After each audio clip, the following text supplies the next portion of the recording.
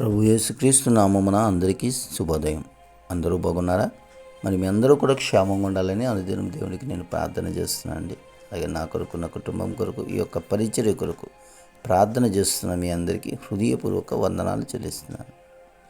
మరి అందరూ కూడా చిన్న కళ్ళు మూసుకుని చిన్న ప్రార్థన చేసుకున్నాం. ఈరోజు జీవాహారము దేవుడు మనకి ఏదని గురించిపోతున్నారు. ప్రార్థన చేసి మన వాక్యం ధ్యానితో.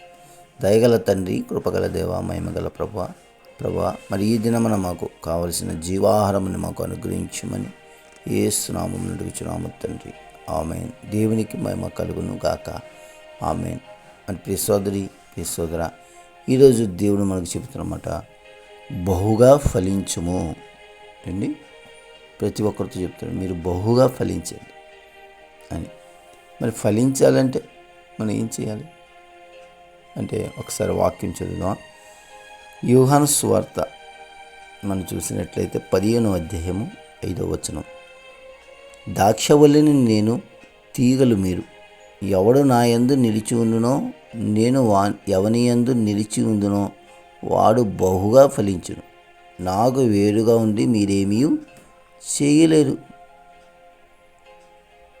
చూసారండి ప్రియ సోదరి, సోదర, అంటే ఆయన ద్రాక్షవల్లి అట, మనము తీగలం. తీగలు ద్రాక్షవల్లితో ఉంటేనే తీగలు ఫలిస్తాయి. వెలుగుంటే అది కింద ఉంటుంది. ఎవడైనా నా యందు నిలిచి ఉండని ఎడల వాడు తీగ వలె బయట పారవేయబడి ఎండిపోను. మనుషులు అట్టి వాణిని పోగు చేసి అగ్నిలో పారవేతుడు, అవి కాలిపోను. అంటే సోదరి, సోదర, దేవుని యేసుక్రీస్తుతో ద్రాక్షవల్లితో మనం అంటగట్టి ఉంటే మనం ఫలిస్తాం, బహుగా ఫలిస్తాం. చూడండి, అంటగట్టకుండా మనం విడిగా ఉన్నాం అనుకోండి, చూడండి, ద్రాక్షవల్లితో తీగలు అంటుకోకుండా, అంటబట్టకుండా ఉంటే తీగలు ఏమవుతాయి? ఎండిపోతాయి. ఎండిపోతాయి తీగలని ఏం చేస్తారు? మనుషులు వచ్చి అవన్నీ వేస్ట్ కదా, ఇంకా అవన్నీ కాల్చేస్తారు. తీర్పు దినములు కూడా ఇలాగే ఉంటుంది. మనం కనుక ఆయనతో అంటగట్టి ఉండకపోతే ఖచ్చితంగా ఏంటి, తీర్పు దినంలో దేవదూతలు వస్తారు ఏంటి, మనం ఎండిపోయి ఉన్నప్పుడు అపవాది కప్పు చెప్తాడు, అగ్నిగుండంలో కాల్చివేస్తాడు. సోదరి, సోదర,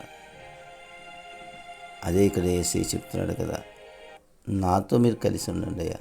4వ వచనం, నా యందు నిలిచి ఉండుడి, మీ యందు నేను నిలిచి ఉంటానంటున్నాడు. తీగ ద్రాక్షవల్లితో నిలిచి ఉంటేనే కానీ తనంతటా తానే ఎలాగ ఫలింపదో, అలాగే నా యందు నిలిచి ఉంటేనే కానీ మీరును ఫలింపరు. ఖచ్చితంగా దేవుడు చెప్పేశాడు.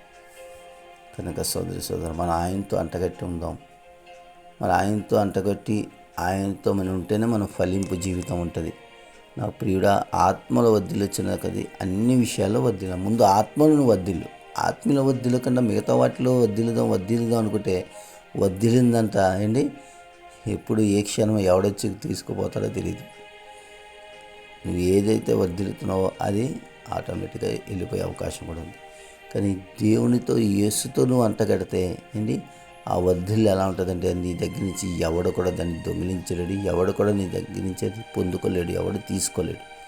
ఎందుకు అంటే ఆయన నీకు తోడే ఉంటాడు కనుక ఎటువంటి అపవాది నీ దరిచికి రాలేడు. సోదరి, సోదరి, ఏంటి, నువ్వు ఆయనతో ఉన్నప్పుడు ఆయన ఏం చెప్తున్నాడు, అప్పుడు నువ్వు ఏదడుగు అది ఆయన ఇస్తాడు. 7వ వచనం, నా యందు మీరును మీ యందు నా మాటలు ఉంచిన ఎడల, ఇట నా యందు మీరును మీ యందు నా మాటలు ఉంచిన ఎడల మీకు ఏది ఇష్టమో అడుగుడి, అది మీకు అనుగ్రహింపబడి. అది మనం ఆయన యందు ఉన్నప్పుడు, ఆయన మన యందు ఉన్నప్పుడు, అప్పుడు మనకి ఏది అడిగితే అది ఇస్తాడు ఆయన. మన ఆయనతో ఉండకుండా చాలామంది నామం నాకు ఇది జరగాలంటే ఇది జరుగుద్ది. నువ్వు ఆయనతో అంటగట్టి ఉన్నావా? ఆయన మాటలు నీలో ఉన్నాయా? ఆయన వాక్యం నీలో ఉన్నదా? సోదరి, సోదర, కనుక మనం ఆయన వాక్యాన్ని మనలో ఉంచుకున్నప్పుడు మనం దీవింపబడతాం, ఆశీర్వదింపబడతాం, ఫలింపబడతాం. ఏమండి, మనం ఫలించాలని దేవుడు కోరుకునిచున్నాడు. మనం ఆయనతో అంటగట్టి ఉంటే ఆయన మనతో ఉంటాడు. ఆయన మనతో ఉంటేనే మనకు ఫలింపు ఉంటుంది. కనుక ప్రతి ఒక్కరూ ఆయనతో అంటగట్టుదాం, ఆయన వాక్యం మన మధ్యలో ఉంచుకుందాం. ఏంటి, మనం జీవితం ఫలవంతమైన జీవితాన్ని మనం పొందుకుందాం. అట్టి కృప దేవుడు మనందరికీ అనుగ్రహించును గాక. ఆమేన్. దేవునికి మహిమ కలుగును గాక. ఆమేన్. మరి ముఖ్యంగా ఈరోజు పుట్టినరోజు, వివాహ దినములు జరుపుకుంటున్న వారందరికీ దేవుడు నూతన దయా కిరీటాన్ని అనుగ్రహించును గాక. ఆమేన్.